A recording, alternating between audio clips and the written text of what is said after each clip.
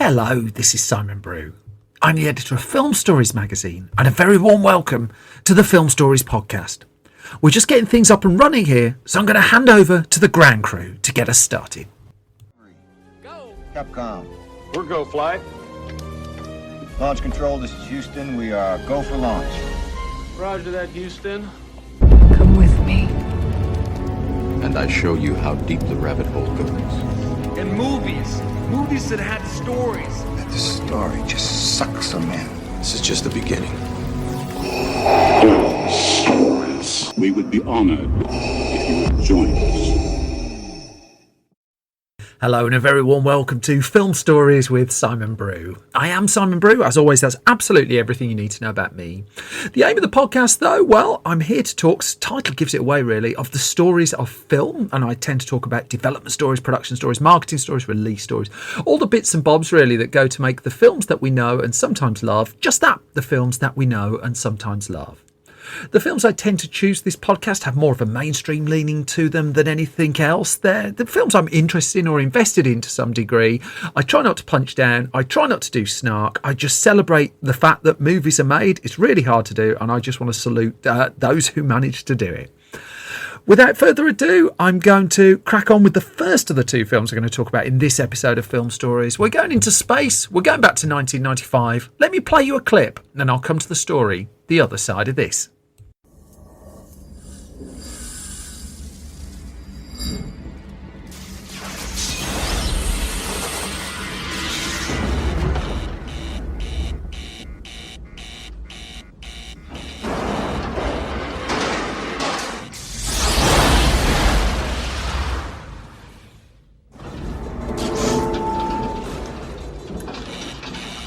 Hey, we've got a problem here.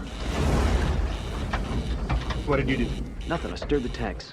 Whoa. Hey. This is Houston. Say again, please. Houston, we have a problem. That's a pretty iconic line to get going with, isn't it? That, as you can probably tell, is a clip from 1995's Apollo 13. It's directed, this one by Ron Howard. Screenplay credited to Al Reinhardt and William Broyles Jr., based on Jim Lovell's memoir Lost Moon, which he co-wrote with Jeffrey Kluger, starring Tom Hanks, Kevin Bacon, Bill Paxton, Gary Sinise, Ed Harris and Kathleen Quinlan. Well, let's go back to 1992 for this one, notwithstanding the fact that the film Apollo 13 is based on an aborted lunar mission from 1970.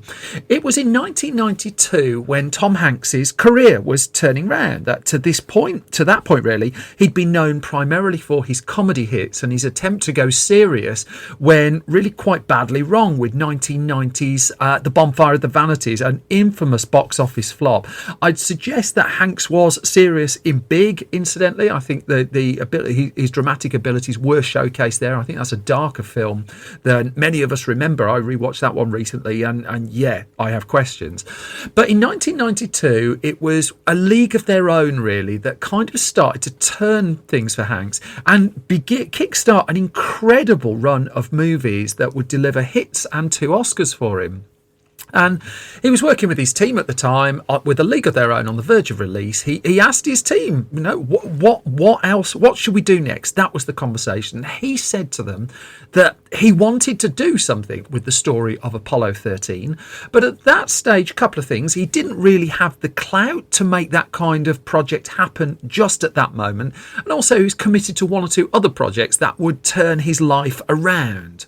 He also said, and he said this repeatedly in interviews building up to the release of Apollo 13, that he would drop everything to do a space movie.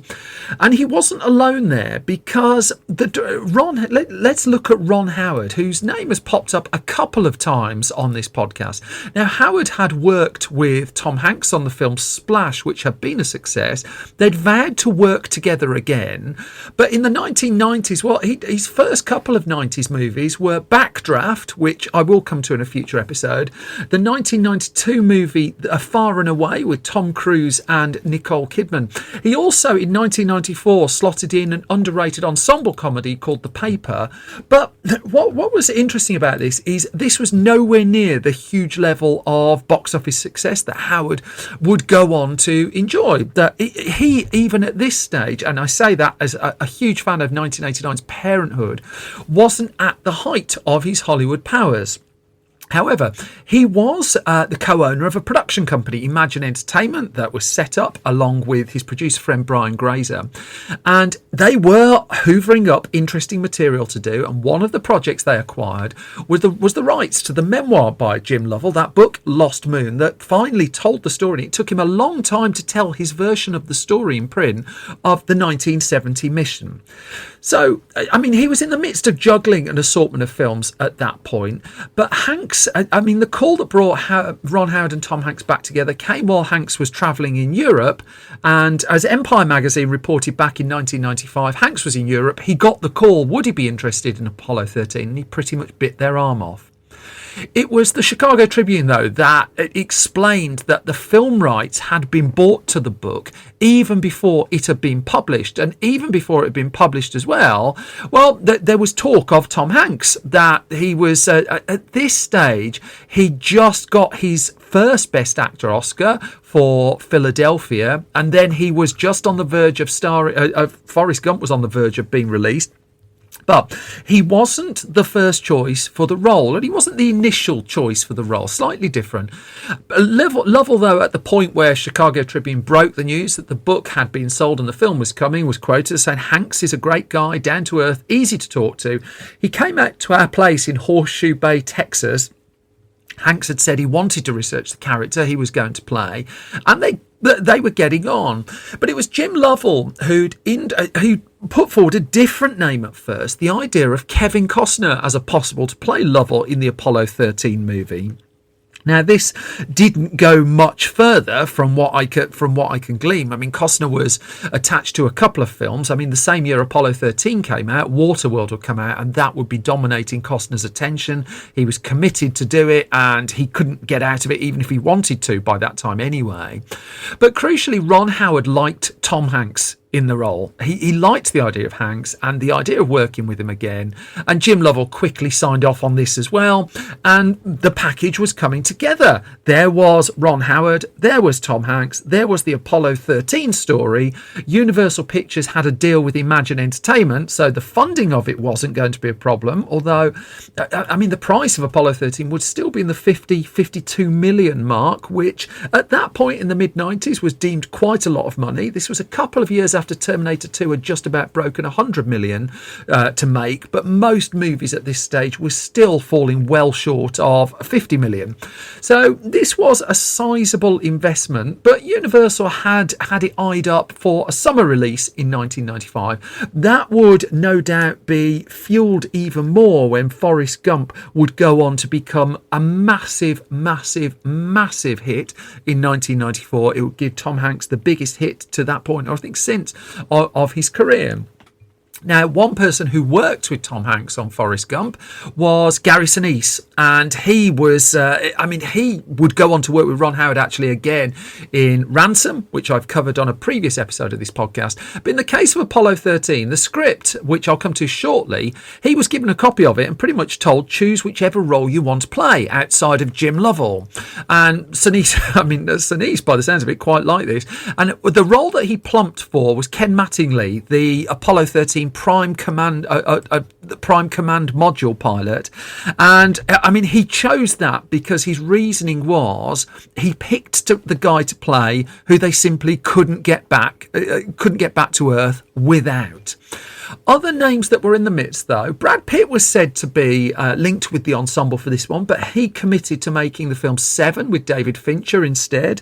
John Cusack was in the running for the role of Fred Hayes. He turned that down, and Bill Paxton would come in to take on that particular part. The ensemble is a broad and interesting one, but the script originally, going back to the lead role, had actually been tailored for Costner. The screenplay to Apollo 13 to a degree is regarded as something of a masterclass, and it did land with William Brawls Jr. and Al Reinhardt with some rewrite work that I've caught evidence of done by John Sayles, who legendary script doctor in the 1990s in particular, as well as director of brilliant films like Lone Star. But Sayles never got credit for his work on that. It's not entirely clear exactly what he did, although it was said to be that his work was around the character of Jim Lovell's wife, Marilyn, played by Kathleen Quinlan in the movie. So it was coming together. The script, when Tom Hanks came aboard, had to be reshaped to account for the fact that it was now Hanks taking on the lead role. And one of the things about the screenplay and one of the things about the film is that it just does brilliantly is there's a sequence going as spoiler light as possible where the people on the ground in Houston are given basically what people have, what the crew of the Apollo 13 have in their command module, and they're told to create something that can fix a problem. And I'm going as vague as humanly possible on that, but it's generally regarded by many as a masterclass in just visual storytelling of getting something really quite complex across. Now that goes alongside Ron Howard's strive for authenticity with the making of this film. We're going to come to this a lot, but one of the things that was always said to be a part of the screenplay as well was what was described as necessary technobabble. That obviously they listened to the conversations that took place back in 1970 between Houston and the Apollo 13 crew, and what they realised was they didn't need the audience to understand all the jargon, but the jargon had to be there. What the audience had to get from that was the idea that they were talking about complex things, that there was a degree of technobabble to it, and rather than explain everything, they decided to leave quite a lot of that unexplained, just as the to and fro of the communication between the crew and the team on the ground. Now, Tom Hanks then on board. His keenness to do a space film I've already talked about, but he grew up watching the space program. He remembered the Apollo 13 saga playing out, and he read Jim Lovell's book, and then he went to meet the man himself. Now, Lovell was said to be delighted that Hanks was interested, and the two of them formed something of a bond from what I can tell. When Hanks picked up his Best Actor Oscar for starring in Philadelphia, Jim Lovell sent him a telegram after that welcoming him aboard the Apollo 13 and congratulating him on what would be his first Academy Award. And so the pair would spend time at Lovell's house, and Lovell's quoted as saying, "I tried to get him into the mood of a test pilot." And it was 4 days in the end that they spent together. And Lovell, talking to the Chicago Tribune, just said he was studying me, watching me move, listening to me talk. And he acknowledged that Hanks was the same age as his kid at that point. But there was something there. Hanks, really, the strive for authenticity was as pure as in him as it was with Ron Howard. And it went down to things like making the costumes and the space suits for the movie, that Hanks's cost $30,000 to make. He's the suit that he wears in the movie. He never got to keep it, as I think it was Empire he joked to, that he just said, "I could keep it, but I couldn't afford the air conditioning unit. You'd need to basically maintain the thing." Separately, Ron Howard was building towards this. The paper was released in 1994 to reasonable reviews and not a fat lot of box office really, but he was moving towards the Apollo 13 project. And he was looking at how on earth do you get across the sequences that they needed to shoot in space? Do they do it with visual effects, for instance? Now, visual effects in the mid-1990s were, the cutting edge was Terminator 2 and Jurassic Park, but for $50 million films, the kind of mid-rangey stuff, well, the benefits of those effects wasn't quite filtering down. It was slowly getting there, but there was still a bit of room to go. Independence Day would follow not long thereafter, a mix of practical and digital work. With Apollo 13, what they opted for in the end was they moved more towards practical. Out of as much necessity as anything else. They did have options to do things a few different ways, and in particular the choice that they made over portraying weightlessness on film was an interesting one just in terms of where Howard's headspace was, because there was a suggestion at first. Howard had done quite a bit of work on this, considered using the idea of getting harnesses and wires to achieve the weightlessness effect in camera for his actors, that they wouldn't actually be weightless, but they would be thrown around on all the wires, which would then be digitally painted out. It was Steven Spielberg, a friend of Howard's, who came up with the suggestion of getting in touch with NASA, because NASA has this plane, and it was the plane in question was a modified Boeing 707 that it used to train astronauts, and it trained it because it could create the effect of weightlessness without having to go into outer space. And so it could only do it for a bit at a time, which I'll come to in a second. But what Howard zeroed in on was, well, okay, this might work. The simulation of zero gravity would be quicker and a lot more effective for a start.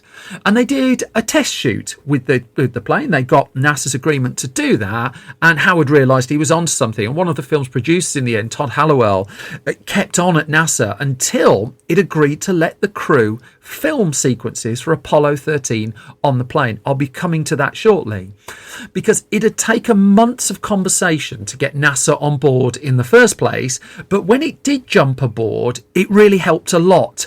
And it right down to, it offered the use of its control room, its actual control room for the film, if that's what Ron Howard wanted. But he reconciled, well, actually, we'd probably be better off building our own on a soundstage. We could get a lot more control that way, and things would be easier to oversee. While thus the sets were being constructed, the cast were being put through their paces. The people playing the flight controllers were having to learn flight controlling basics. They were given tapes of the mission to listen to, and the film was motoring towards the start of its production. That production began on the 15th of August 1994 and there was location work done in the Florida area, but primarily this film shot on the Universal Studios lot back in Los Angeles, where these extensive sets were being built. But there were elements, again, that they did for real. So let's go back to that Boeing plane. It's called the KC-135 that NASA owned. Now, this was a vehicle that could achieve weightlessness for 25 seconds at a time. And it did this by flying people up and then performing a very steep dive.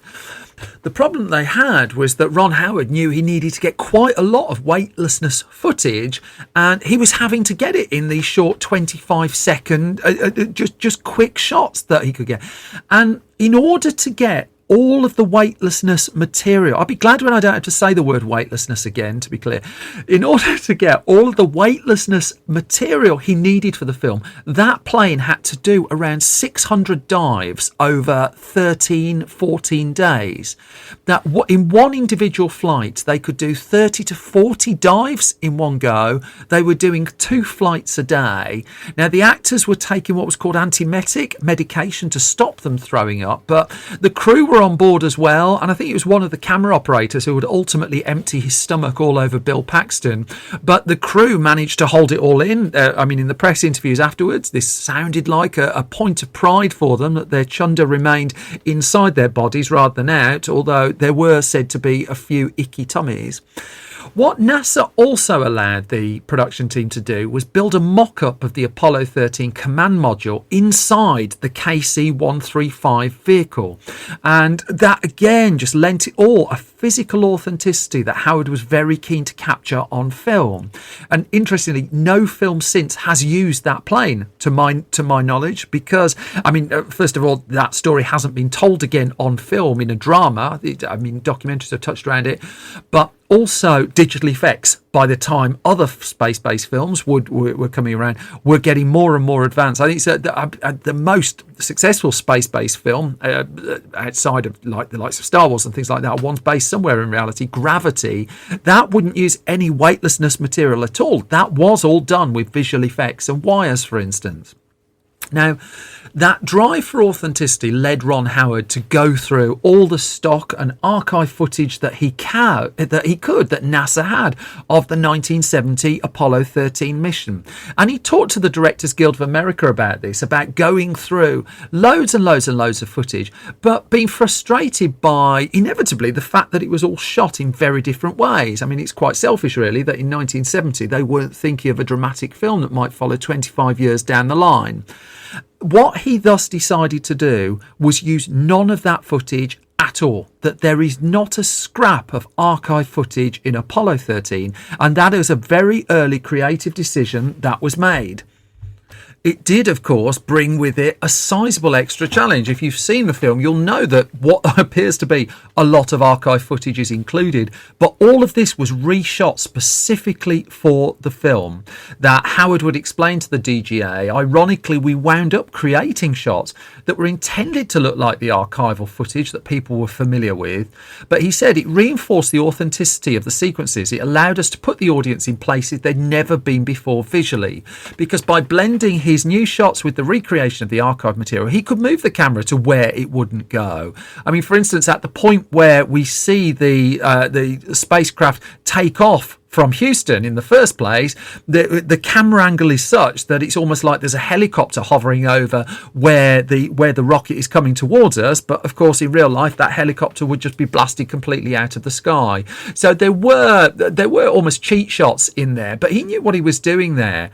Now, it was Digital Domain that was handling the visual effects for the film. Now, Digital Domain, a huge background in visual effects work. Terminator 2 again, but it was that company that pushed Howard and his team towards using more models and background plates for a lot of the effects. That you see quite a lot of model spacecraft in the movie. You see old-fashioned just plates. There's a beautiful one of a sunset with on the morning of the launch, and that's just done with a small model put in front of a plate and in a very, very traditional, almost old Hollywood kind of way. A further shot as Jim Lovell, fully in his spacesuit on board the Apollo 13 craft, with the reflections in the visor of the spacesuit as well. I'm really struggling with that word as well today, and that was done practically too. And Howard explained that one as well, that it was a shot dealing with the kind of isolation they were going to experience, and I felt once you were locked in, it had to feel lonely, maybe terrifying.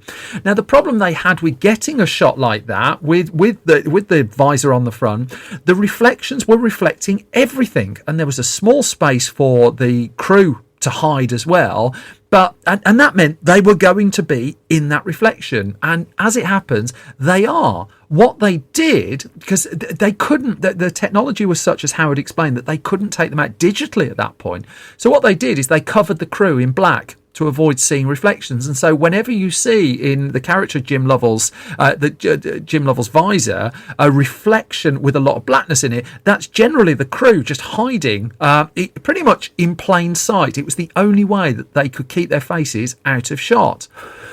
Now, what Howard would go on to explain was he would also shoot the film as, quote, a three-way interaction between the capsule, mission control and the Jim Lovell house.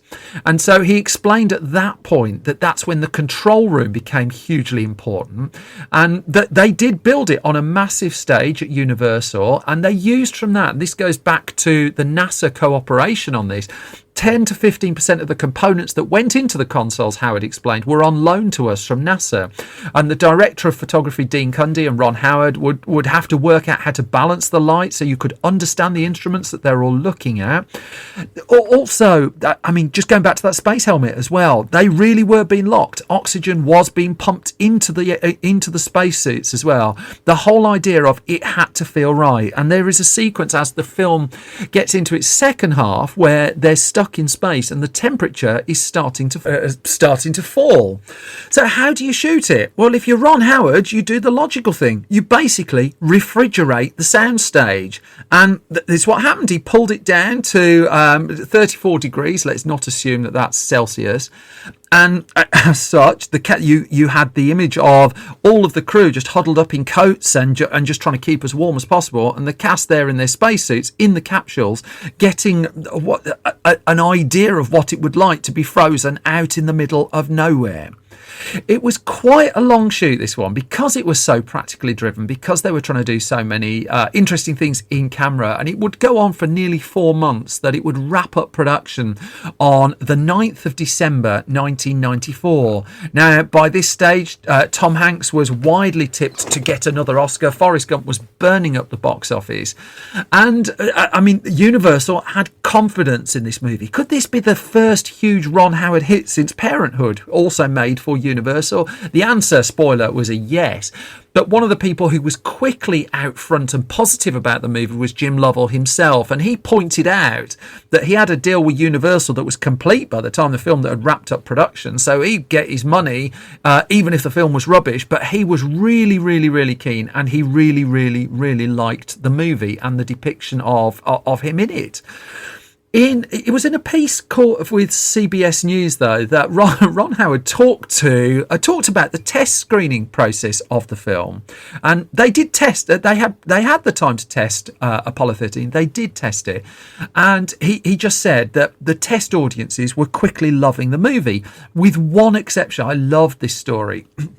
And he explained that I went to that card first, the one person who didn't like it, and it turned out to be, quoting Ron Howard, a 23-year-old male.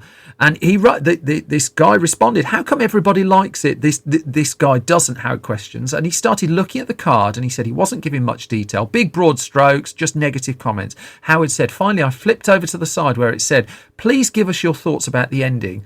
And he said, spoiler, 'Terrible, more Hollywood BS.' That would never happen." Basically, I'm paraphrasing because I don't want to give away the ending. And he just didn't appreciate that this was a true story. What you were getting on the screen was pretty much what happened. And in fact, NASA would use some of the footage from Apollo 13 just in some of its own videos going forward. So authentically had they managed to capture quite a lot of what that crew went through. The promotional campaign was building. I mean, James Horner's did I love James Horner music, as I've talked about a lot. James Horner did a terrific score for this one. The movie was released on June the 30th, 1995 in the US. We didn't get it until September the 22nd, 1995 in the UK. And I remember in the UK it was rated PG. And the reason this sticks in my head was I saw it on a Saturday afternoon in Liverpool, and it would be fair to say there were one or two parents who just dumped a couple of kids in there because it was a PG certificate film, and that could be the surrogate babysitter for the afternoon. It would be fair to say that even though the film has a PG certificate, it wasn't a child film, really. It's suitable for them, but it was dealing with an awful lot of stuff. And I just want you to know I don't bear a grudge about that particular screening whatsoever. The response to the film, though, once it was released, once it was out into the world, was pretty ecstatic from the off. That the performances were really praised. The fact that it didn't go for melodrama was really, really praised. I mean, Ron Howard's films had been criticised in the past for being overly emotional, if you like. And whilst it was felt that there was a conventional film really at the heart of Apollo 13, there was just also the feeling that this was a rollicking story, really, really well told, and proper Hollywood blockbuster filmmaking at its best. And audiences seem to agree with that as well. When the movie opened up at the end of June 1995 in the US, straight in at number one, Hanks at this point had got his second Oscar for Forrest Gump. And you look at the films that were around in June of 1995, there were three big openers from studios that weekend. In fifth place was Judge Dredd. I've covered that before on the podcast with 12 million. In fourth place was Mighty Morphin Power Rangers the movie. That would open with 13 million. Batman Forever had been around for 3 weeks. That was stuck at it got another 15 million that weekend.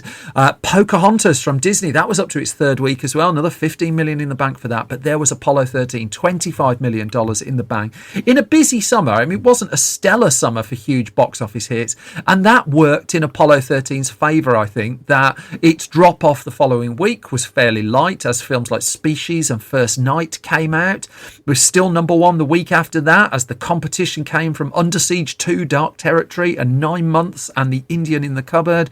Still number one the week after that when Clueless and Free Willy 2, The Adventure Home came along. In fact, it wouldn't be, ironically, for a month until it was knocked off the top of the charts by Kevin Costner in Waterworld, at which point Apollo 13 dropped to third place with The Net, featuring Sandra Bullock, also opening that weekend as well. The overall American gross for Apollo 13, and it plays very hard to an American audience, I would suggest, was $172 million. And by the time the film had made its journey around the world, the total worldwide box office gross, including those American numbers, was just over $350 million. This was another big hit for Tom Hanks. This was a big hit for Ron Howard as well. And also for Universal, this is one of those films that has continued to sell on DVD, on Blu-ray, on HD DVD, on 4K Ultra HD Blu-ray, and on streaming services. It's popular as well. It was popular when the Oscars came around as well, although it didn't give Tom Hanks a 3 in a row Best Actor gong at the Academy Awards. In fact, he was one of the few who wasn't nominated for this one. It got nominations for Best Picture, Best Supporting Actor, Best Supporting Actress, Best Screenplay, Art Direction, Editing, Score, Sound, Visual Effects. The 2 Oscars it won were for its film editing and for its sound. And the film also picked up awards in and around the world as well. And it would be a springboard from that point onwards for Hanks. It would certainly be a springboard too for Ron Howard, because after he'd done Apollo 13, I mean, he really was one of Hollywood's biggest directors at that point. I mean, he went to do How the Grinch Stole Christmas, which would be a massive hit, and then he'd win his Oscar a couple of years after that for A Beautiful Mind as well. But for Tom Hanks, I mean, as much as people like to rank the movies of people on various popular internet sites, this is always the film that he's tended to cite as the favourite of all that he's made. And it's one of those movies that mixes a big budget, big stars, big Hollywood blockbuster with a bit of intelligence and a kind of everyone wins to it. A huge success, one that continues to endure, deservedly so as well. Which brings me to the halfway point of this latest episode of Film Story, so I can do the parish notices at this point. So a few bits and bobs. I've got magazines at store.filmstories.co.uk that are available to buy. I have 35 different issues across my junior magazine, Film Stories Junior, and the regular Film Stories magazine as well. At that store too, that you can get copies of our Sneakers Blu-ray available in the UK with fresh extras as well. That's store.filmstories.co.uk. If you like this podcast, then there are 3 ways to support it. I'm grateful for anything you can do to help spread the word as an independent, nerdy person sat in a room without a company behind me to help push all of this. It's because of people like you that I've got this far. If you can subscribe, that helps. That plays with the algorithms and gives me a sporting chance against much bigger budgeted productions. If you can leave ideally a hugely positive review for it as well, that also helps. And then if you want to financially support the podcast and what I'm trying to do with the Film Stories Project, if you go to patreon.com/Simon Brew, you'll find the information on that there. And I appreciate any kind of support or spreading the word that you can do. I think that's enough notices, though. What I'm going to do now, I'm just going to move forward a couple of years to another film that I think is a really smart one from the 1990s. I think it's a terrific thriller, this. And whilst it's one that has endured, it perhaps hasn't to the profile and level of Apollo 13. Nonetheless, I think this one's a corker as well. Let me play you a clip. I'll come to the story the other side of this. This is crazy. Look at this. If you win this mail-in contest, you can choose between $90,000 or 90,000 donuts. A leisurely cross-country trip. What the hell? What did you do? Hang on, I can't steer. An unexpected breakdown. Can you believe this? A helpful passerby. Folks all right? Our car broke down. I can give you a ride to Bell's, a little diner about 5 miles down the road. They got a payphone. You call a tow truck. They just come in and haul you out. It could happen to anyone. Excuse me. I was supposed to meet my wife here. She's dark-haired, about 5'5". Doesn't ring a bell.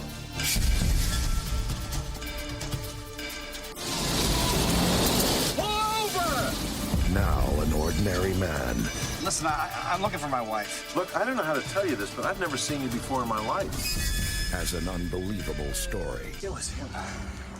It was this truck. The police are doubtful. So I've just cut that short just a little bit. That is a trailer from the 1997 thriller Breakdown, directed by Jonathan Mostow, screenplay by Sam Montgomery and Mostow, from Mostow's Story, starring Kurt Russell, JT Walsh, and the person who links the two films on this week's podcast, Kathleen Quinlan, hugely underrated actor for my money. Now, Breakdown, well, let's go back to Jonathan Mostow, who I've talked before on this podcast when I did an episode a few months ago that touched on his later film, U571. So I'm retreading just one or two little bits of that story because they do cross over. Because he was a filmmaker very, very slowly making his way in Hollywood in the 1980s, that he directed a couple of films he rarely talks about, Fright Show and Beverly Hills Body Snatchers, more horror-tinged stuff. But it was in 1991 he was working on a low-budget production called Flight of Black Angel that he ran out of money to make. And so what he did is he took the footage that he had to the office of infamous producer Dino De Laurentiis and Martha De Laurentiis and asked for their help to finish the film. And the De Laurentises, or the De Laurentiis, what do we call it? I don't know, wrote them a check. He managed to finish the film and he had their attention at that point. It would be a useful contact to come back to. But what he did at that point was he switched his attention to a different idea he had for a film. And this is where I cross over with that previous episode, because Jonathan Mostow was the person who originally came up with the idea for the movie that would become The Game. And he was keen to make The Game as well. It would come out in the late 1990s, and David Fincher would ultimately direct this one. Mostow kept hitting problems with it, and eventually Fincher swooped in to take that one over. Mostow had put a lot of work into a film he never got to make, but at least it got made, and he retained a credit on the final movie. And it did give him his impetus to channel his energies a bit differently, that perhaps he ought to be looking towards making something simpler that he could get off the ground a bit quicker. And he would start heading towards the story that would become Breakdown. But he would get to that film with a little bit of a sojourn via Stephen King. So as he told Coming Soon in a recent interview, because Breakdown in America has just had a new Blu-ray release, so Mostow's done a new round of interviews for this. What he was working on at the time was a film that was based on a Stephen King short story called Trucks. Now, Trucks had been made before as a movie, as the film Maximum Overdrive, that no one was massively happy with. But the core ingredients of this were a great big bloody desert and some enormous trucks. And that was the film that Mostow was putting together. And the project, a little while into it, fell apart, but Mostow was invested to the point that he still wanted to make it, or at least some version of it. And so with those desert locations in mind and the trucks in his head, he quickly came up with a story and wrote a script as fast as possible. Now, he would concede in interviews that Breakdown was the script that he did that was reverse engineered. This one didn't start with the story. It started with the fact that a bloody big desert and some enormous trucks, and then he weaved the story around that. But it didn't take him long. I mean, he'd been influenced by a few things I'll come to in a minute, but it took him about 3 weeks to put the first screenplay together. But even as he was doing that, he knew that this wasn't the kind of film that Hollywood was necessarily in a rush to make. That he knew that, I mean, he said these kind of films, they're not too expensive to make. They're not marketable. And he said, you can't walk into McDonald's and buy a Breakdown cup. There's no TV possibility for Breakdown. And even though mid-budget thrillers were still a thing in the 1990s, towards the end of the 1990s, they were beginning to get into short supply. Mostow, though, had been influenced by films that he'd grown up with in the 1970s. Films like Duel and Deliverance and 3 Days of the Condor, all movies with everyday heroes. Another ingredient that he put into his script was he'd done lots of 5-6 hour drives from Los Angeles to Las Vegas through the desert. And on the course of those drives, his mind would wander. I mean, what are the stories out here? Well, not the ones that end up with people buried in the desert or anything, but what were the stories out here that weren't being told? And the ingredients of Breakdown were coming together. One thing he knew pretty much from the off was he needed a believable everyday hero for the lead of his film. Now, the lead character is called Jeff Taylor, and Jeff Taylor was not, Mostow knew from the off, the kind of the kind of character that could be played by someone like Arnold Schwarzenegger. Couldn't be a big action star. Needed to be someone who was vulnerable, who you would believe would be in deep trouble if they found themselves, going spoiler light, out in the middle of nowhere with a massive problem to solve. Now, just because Mostow believed that it shouldn't be a Schwarzenegger, it didn't stop the likes of Bruce Willis. Willis at this point was just going through one of his career rehabilitations post Pulp Fiction. Mel Gibson was mentioned, Dennis Quaid, Richard Gere. These were quite starry names and quite recognisable names. But then so was the name of Kurt Russell. Now, Kurt Russell and Jonathan Mostow had crossed when Mostow was trying to make The Game, that he sounded out Kurt Russell about starring in that film. The role ultimately went to Michael Douglas when David Fincher made the film. But he'd reached out to Russell, who at that point was still primarily known for Escape from New York, although his 1990s were proving quite successful. That Stargate, which I'm coming to in the future, had been a surprise hit, for instance, and he was back working with John Carpenter after The Thing, after Escape from New York, and their terrific collaborations on a sequel to Escape from New York called Escape from LA. Now, this was a fairly sizable production, and he was in the midst of making it when he and Mostow were back in touch over the possibility of doing what had become known as Breakdown. Now, Escape from LA was done on night shoots, that it was night shoots going Monday to Friday, and that meant that even though Russell had the weekends off from that particular film, he had to keep his body clock into some kind of cycle. He couldn't suddenly just sleep during the night and wake up during the day and then have to go back onto a different cycle during the week. And so he tried to maintain the exact same sleeping pattern even when he wasn't on set. What that meant was he had time on Saturday night and into Sunday morning, for instance, and he invited Mostow over at weekends whilst he was shooting Escape from LA, and when he needed to keep his body clock going, and they would work for hours into the early hours on the screenplay for Breakdown and make sure that they knew pretty much every beat of it. They would shape it, they would hone it, and they'd get it into a position that when Kurt Russell, should the film get the green light, step onto the set, he would know exactly where he was with the character of Jeff Taylor. It was no guarantee, though, that Breakdown would get the green light. And the film cost, about $35 million, I gather, to make, which is a fairly sizable chunk of change for a film of this ilk with no obvious guaranteed return for it. And also Kurt Russell as the movie star. I mean, his films were bringing in, $50-60 million. I mean, his most expensive film of the era, Soldier, directed by Paul W.S. Anderson, would not bring home the bacon. That much could be said. But Russell was still capable. His name was bringing in, he was generating just small to medium-sized hits. Nonetheless, even though the script was in place, the director was in place, and Kurt Russell was attached, a lot of studios passed on the film. It did the rounds in Hollywood, and people just weren't necessarily interested. It was Paramount in the end that was. Now, Paramount was the studio under the stewardship of Sherry Lansing, who was its head in the 1990s, that was aggressively chasing mid-budget stuff, that it was avoiding the major tentpole blockbusters as a rule that every other studio was chasing. And so Paramount was making good hay out of things like Kiss the Girls. An assortment of Ashley Judd headlined films actually did good business for them. It was interested in Breakdown, but even then it wasn't a straight line, because as Mostow would tell Comic Book Movie, there was a point where he thought the project had just fallen apart again, and so he went off for a couple of months, and he found in that couple of months that the studio had brought in another writer to work on the film, and that writer had come up with a completely different opening for the movie that added a lot of backstory to the character of Jeff Taylor and added a lot of explaining, and the extra pages amounted to around 10 minutes of screen time. Now, Mostow didn't like that extra stuff, but Paramount did, and so he kind of figured, well, I've got to lump this, I've got to try it, I've got to film it. Paramount agreed to stump up the money. The cast came together. The brilliant J.T. Walsh would come in, and his star was rising throughout the 90s for his terrific supporting roles. I mean, A Few Good Men, for instance, had been a huge hit previously.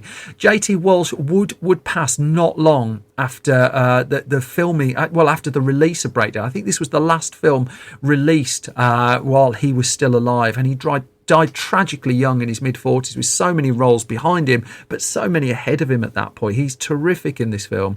But it's a well-cast film, top to bottom, I would suggest. MC Gainey in there, Jack Noseworthy, again, the brilliant Kathleen Quinlan, but also characters who could get a kind of everyday feel to them.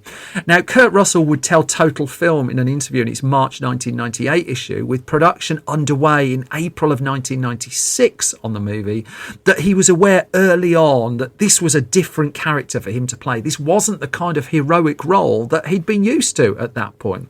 And he told a story to Total Film about how his makeup man, about 3 weeks into the movie, said to him, "The way you're playing Jeff is just bugging me."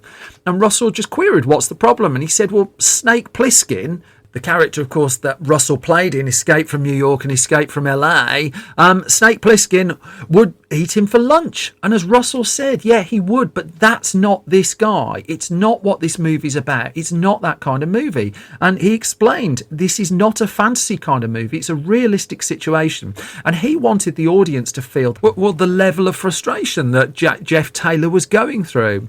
He wanted to keep this real. And that's where all that time going through the script beat by beat had helped. All the research that they'd done, they joined the dots. They knew what they were doing. Mosto knew what he was doing as well. And I mean, he would describe the shooting of this particular movie as fairly brisk. I mean, it took about 2.5 months of physical production, and they went out into the desert there's no doubt about that if you've seen the film.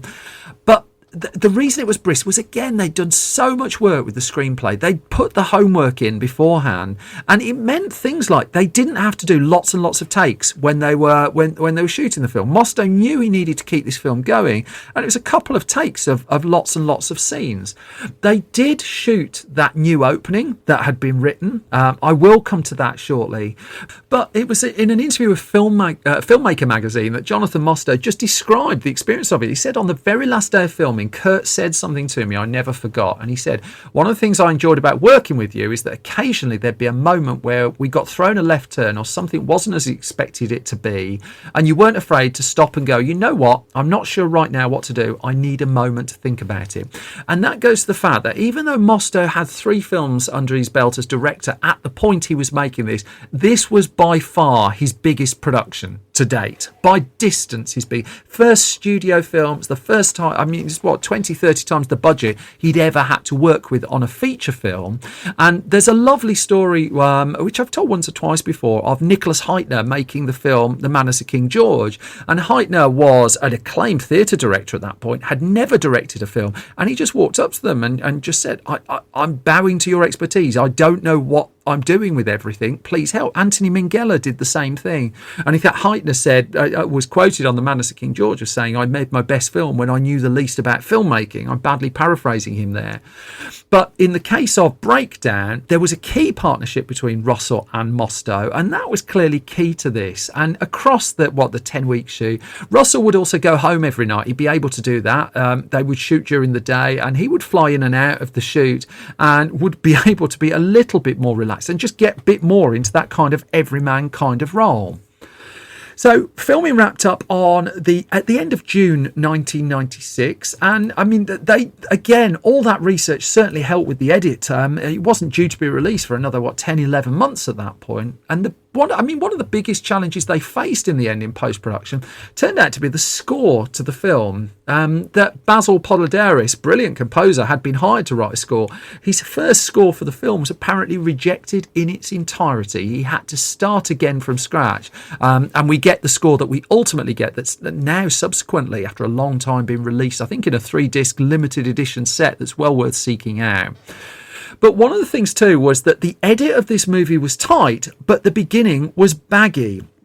The tightness of the edit is demonstrated by the fact that, spoiler alert, how do I do this? Yeah, there's a moment in the film where a character basically says how much time is left. And one of the things Mosto did is he timed that to the end of the movie, that when that character says there's that much time left, there really is that much time left. The first cut with that 10-minute explainer at the start was thus screened to executives. And I mean, Mosto just wasn't keen on this opening. to his surprise and unhappiness, the Paramount executives really were. I mean, it was a little bit dumbed down, but it was a bit safer, and they sort of liked it. And it's just like, so the test screenings began with non-studio people, and Mostow just asked them. He just said, "Can I please test the version with that 10 minutes just lopped off? Can we just try starting the film with this couple on the road without having to explain so much backstory?" Now, Paramount, to its credit, agreed that he could test the alternative version.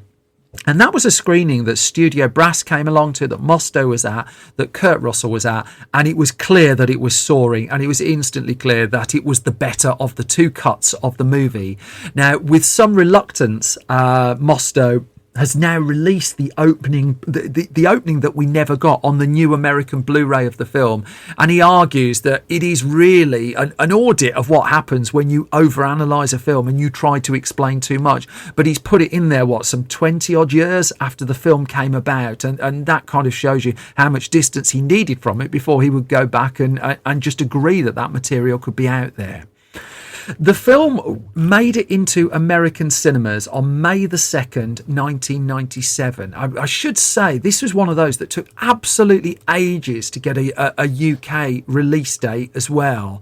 That here in the UK, it was on video in America by the time it turned up in Britain. I think we didn't get it until May of 1998, 13 months after it had been released in the US.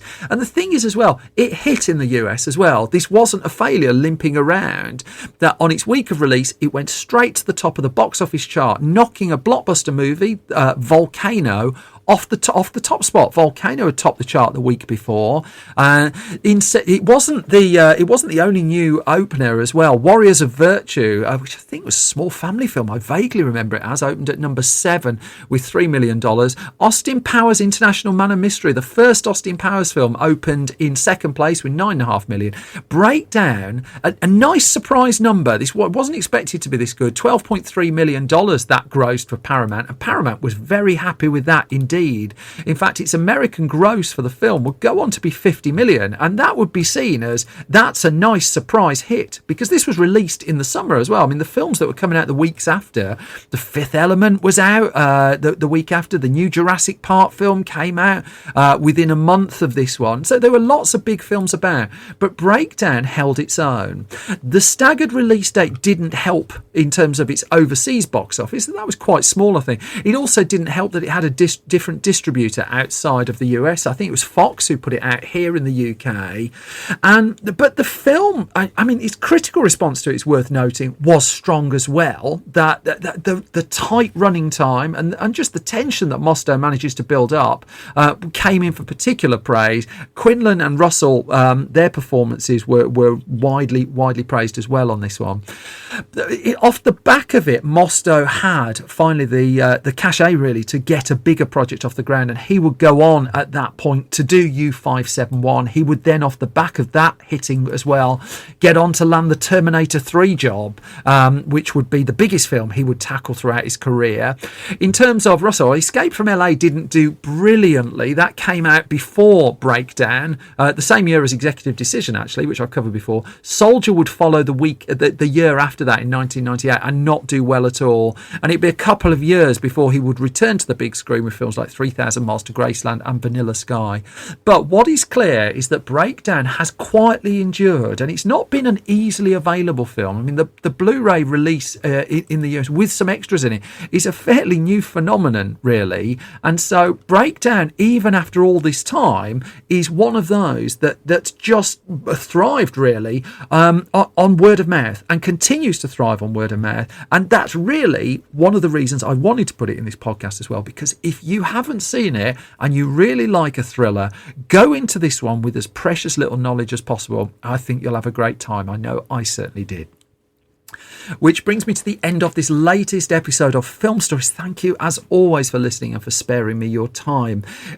You can get more of my waffling, if you can tolerate it, on Twitter at Simon Brew. The entire Film Stories project is on Twitter at Film Stories Pod. At the Film Stories website, filmstories.co.uk, it's updated every weekday with movie news, reviews, features, waffle, all sorts of bits and bobs there. Facebook.com/Film Stories online, or at YouTube, youtube.com/Film Stories. The Film Stories shop is store.filmstories.co.uk, and that Patreon again, if you do want to support what we're doing here, is patreon.com/Simon Brew. As always, though, the most important thing in all of this is that you're all safe and well, and you're all taking care of yourselves. This episode comes to an end with just me signing off in the usual way. You all look after yourselves. You all take care. Thank you for your time, and I'll be back soon with another bunch of film stories. You take care. Bye-bye.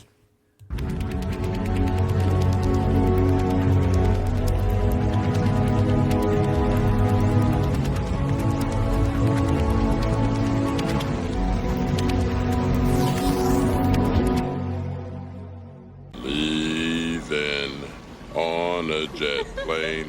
I don't know when I'll be back again.